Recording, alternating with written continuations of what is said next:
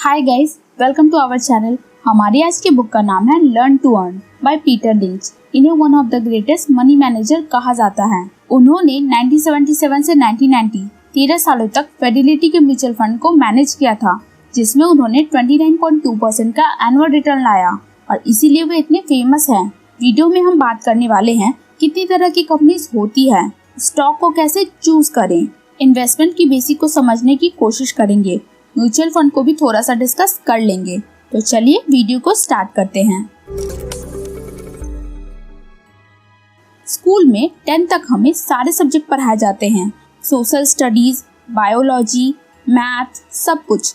इससे कोई फर्क नहीं पड़ता कि आप बाद में डॉक्टर बनेंगे, इंजीनियर बनेंगे या सिर्फ आर्ट्स पढ़ना चाहते हैं, क्योंकि हमारा एजुकेशन सिस्टम मानता है कि एटलीस्ट हाई स्कूल तक आपको सारी नॉलेज होनी चाहिए। ये आपकी ओवरऑल पर्सनैलिटी डेवलपमेंट में हेल्प करता है। पर पता नहीं क्यों हमारा एजुकेशन सिस्टम इस लिस्ट में इन्वेस्टिंग को इंक्लूड नहीं करता। पहले मुझे भी लगता था कि इन्वेस्टिंग सिर्फ इसलिए की जाती है ताकि आपको प्रॉफिट हो, आप रिच बने, पर इस बुक ने मेरी थिंकिंग चेंज कर दी। इन्वेस्टिंग सिर्फ हमारे लिए जरूरी नहीं है, बल्कि हमारे देश के लिए भी जरूरी है। जैसे आर्मी हमारे देश की रक्षा करती है दुश्मनों से और अपनी देशभक्ति दिखाती है, उसी तरह इन्वेस्टिंग भी एक देशभक्ति दिखाने का तरीका है। क्योंकि हम अगर इन्वेस्ट नहीं करेंगे तो न्यू कंपनीज ग्रो होंगी कैसे, जिससे वो न्यू जॉब अपॉर्चुनिटीज प्रोड्यूस कर पाए।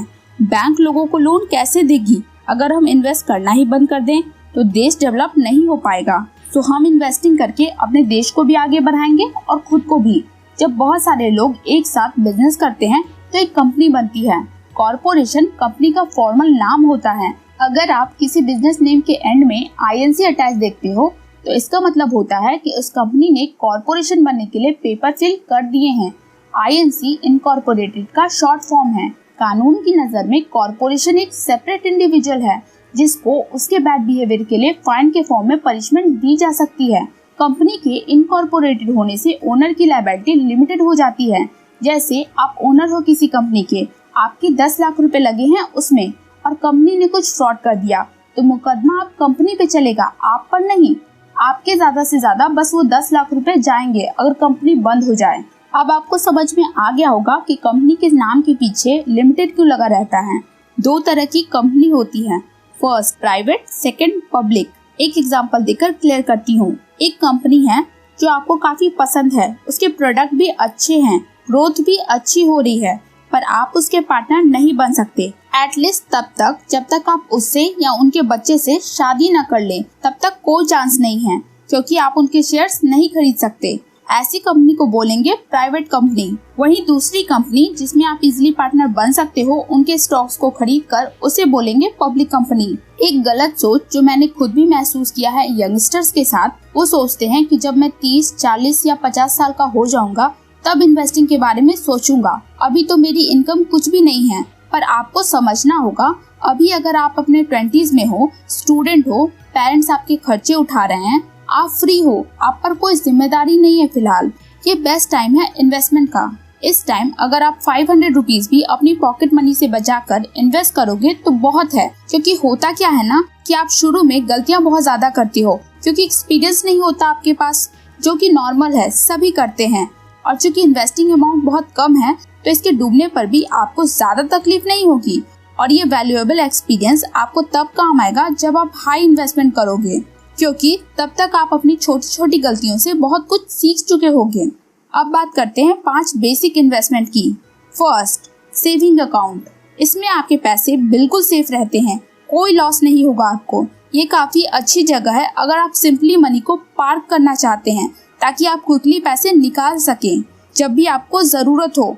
पर इसका मेन डिसएडवांटेज ये है कि ये बहुत कम रिटर्न पे करता है और कभी कभी तो इतना कम कि आप इन्फ्लेशन को भी ओवरकम नहीं कर सकते। Second, buying collectibles. Antique cards, stamp, coin, ये सब कलेक्टिबल्स में आती हैं।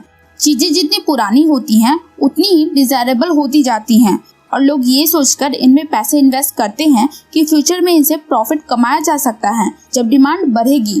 पर मेन प्रॉब्लम जो इन चीजों के साथ आती है वो ये कि समय बीतने के साथ साथ ये चीजें खो सकती हैं, चोरी हो सकती हैं, फट सकती हैं या टूट सकती हैं। इसीलिए इस तरह की इन्वेस्टमेंट में बहुत ज्यादा सतर्क रहना होता है।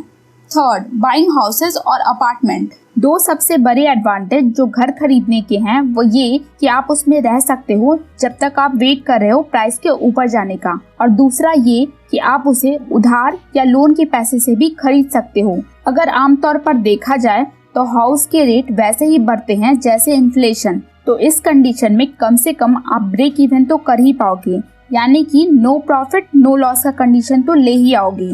Fourth, buying a bond.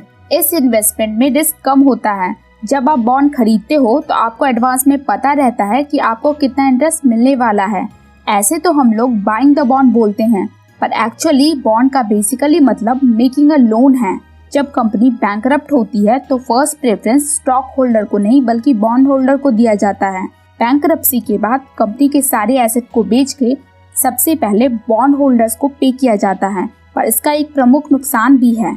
अगर आप एक छोटी सी कंपनी के बॉन्ड होल्डर हो जो बाद में जाकर मैकडॉनल्ड्स जैसी बड़ी कंपनी बन गई, आप देख रहे हो कि कंपनी के स्टॉक्स कैसे बढ़ रहे हैं, पर इसका कोई खास फायदा आपको नहीं होगा। जो फायदा होगा वो बस स्टॉक होल्डर को होगा। Fourth, stocks. ये भी एक अच्छा इन्वेस्टमेंट है जो आप घर के बाहर कर सकते हो। जैसे अगर आप एक कार में इन्वेस्ट करते हो तो उसके टूटने का डर है, हॉर्स में इन्वेस्ट करोगे तो उसको फीड करना पड़ेगा, स्टैम्प्स कलेक्ट करते हो तो उसके खो जाने या चोरी हो जाने का डर है, वैसा कोई डर स्टॉक्स पे नहीं है। बाय द वे, अगर आपसे वो सर्टिफिकेट गुम हो भी जाता है जो प्रूफ करेगा कि आपने स्टॉक्स खरीदे हैं तो भी कोई टेंशन नहीं है, क्योंकि कंपनी आपको नया सर्टिफिकेट भिजवा देगी। जब आप स्टॉक में इन्वेस्ट करते हो तो इसका मतलब है कि आप कंपनी का एक पीस खरीद रहे हो। ज्यादातर कंपनीज हर साल डिविडेंड देती है और डिविडेंड बढ़ाती भी रहती है, पर ये फैसिलिटी आपको बॉन्ड्स में नहीं मिलेगी। अब बात करते हैं म्यूचुअल फंड की। अगर आप एक ऐसे इंसान हो जो स्टॉक को खरीदना तो चाहते हो पर नंबर से बोर हो गए हो, ज्यादा कंपनी की रिसर्च में या उसके डिटेल्स में नहीं जाना चाहते, तो आप जैसे लोगों के लिए ही म्यूचुअल फंड को इन्वेंट किया गया है। म्यूचुअल फंड में आपका एक ही काम है, पैसे भेजना, और जिसके बदले में आपको सर्टेन नंबर ऑफ शेयर्स दिए जाते हैं। म्यूचुअल फंड में आपके और आप जैसे और लोगों के पैसे एक साथ एकत्रित किए जाते हैं, जिसको फाइनली एक एक्सपर्ट को हैंड ओवर कर दिया जाता है जो फंड को मैनेज करता है। म्यूचुअल फंड के दो फायदे हैं। पहली, आपको टेंशन नहीं लेनी कि कौन सा स्टॉक खरीदें, कौन सा नहीं, कब खरीदना सही होगा, कब बेचना, क्योंकि आपके बदले में ये काम कोई दूसरा कर रहा है और आपको ये भी भरोसा है कि वो एक एक्सपर्ट है, उसे आपसे ज्यादा नॉलेज है, तो उसके गलती करने की संभावना आपसे कम है। और दूसरा फायदा ये है कि वो आपके पैसे को डाइवर्सिफाई करके डिफरेंट कंपनीज में इन्वेस्ट करता है, जिससे रिस्क कम जाता है। अब मैं आपको 5 बेसिक मेथड बताती हूँ to pick a stock. First method, dart method. ये सबसे लोएस्ट मेथड है स्टॉक पिक करने का। इसमें कुछ नहीं, बस आपको एक तुक्का लगाना है। आंखें बंद करिए और किसी भी एक रैंडम स्टॉक को चुन लीजिए। किस्मत अच्छी रही तो लॉटरी लग जाएगी, वरना लूट जाओगे।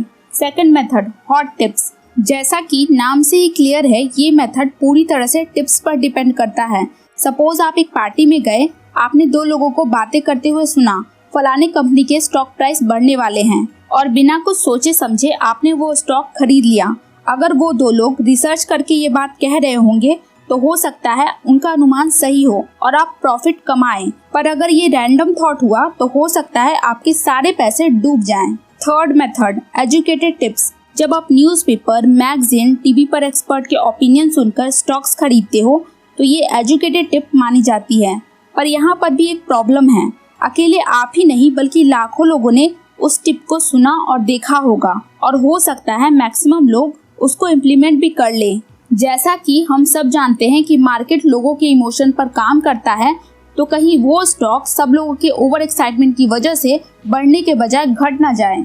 दूसरी बात ये भी है कि एक्सपर्ट अपने माइंड चेंज करते रहते हैं, फिर आपके पास कोई तरीका नहीं है ये जानने का कि कब उन्होंने अपना टिप चेंज कर दिया, अनलेस वो टीवी पर आके फिर से अपना टिप ना बताएं।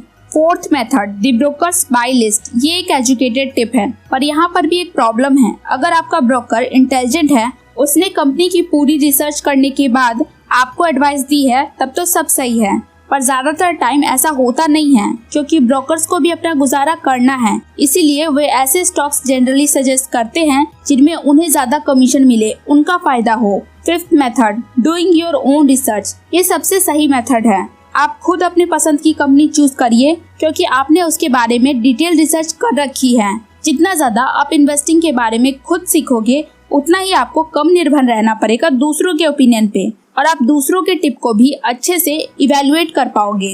अब बात करते हैं टाइमिंग द मार्केट की। लोग क्या करते हैं ना कि जैसे उन्होंने 100 रुपए में स्टॉक खरीदा और कुछ टाइम बाद स्टॉक 400 रुपए का हो गया, पर कुछ सालों बाद ये घटने लगा और घट के 300 रुपए हो गया।